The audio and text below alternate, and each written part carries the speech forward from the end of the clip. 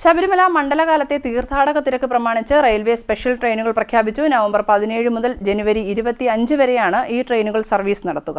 ശബരിമല തീർത്ഥാടക തിരക്ക് പ്രമാണിച്ച് 32 സ്പെഷ്യൽ ട്രെയിനുകൾ റെയിൽവേ പ്രഖ്യാപിച്ചു. ചെന്നൈ, ഹൈദരാബാദ് തുടങ്ങിയ നഗരങ്ങളെ ബന്ധിപ്പിച്ചുകൊണ്ടാണ് പുതിയ സർവീസുകൾ ആരംഭിച്ചിരിക്കുന്നത്.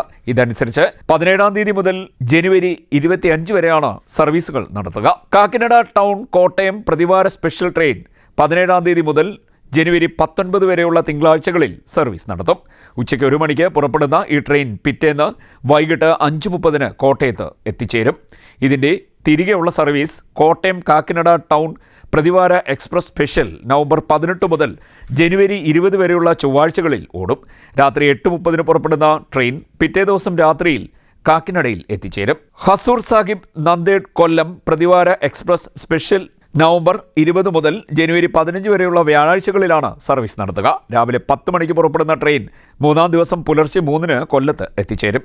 കൊല്ലം ഹസൂർ സാഹിബ് നന്ദേഡ് പ്രതിവാര എക്സ്പ്രസ് സ്പെഷ്യൽ നവംബർ 22 മുതൽ ജനുവരി 17 വരെയുള്ള ശനിയാഴ്ചകളിൽ ഓടുമെന്നും റെയിൽവേ അറിയിച്ചു.